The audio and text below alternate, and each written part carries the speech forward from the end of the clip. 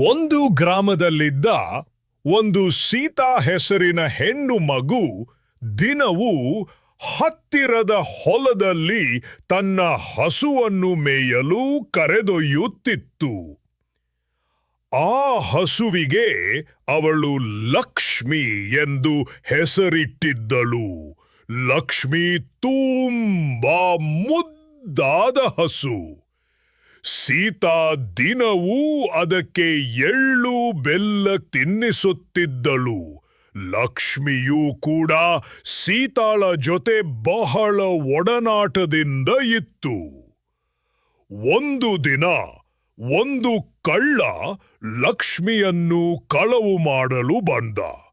ಆದರೆ ಲಕ್ಷ್ಮಿಯು ಅಂಬಾ ಎಂದು ಸಹಜವಾಗಿ ಬೇರೆಯವರಿಗೆ ಎಚ್ಚರಿಕೆ ನೀಡಿತು.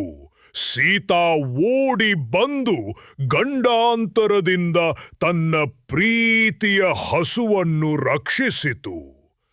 ಈ ಘಟನೆ ನಂತರ ಗ್ರಾಮದಲ್ಲಿ ಎಲ್ಲರೂ ಹಸುವಿನ ಪ್ರಾಮುಖ್ಯತೆಯನ್ನು ಅರಿತು ಗೋಮಾತೆ ನಮ್ಮ ಸಂಸ್ಕೃತಿಯ ಭಾಗ ಎಂದು ಊರಿನಲ್ಲಿ ಒಂದು ಕಾರ್ಯಕ್ರಮವನ್ನು ಆಯೋಜಿಸಿದರು.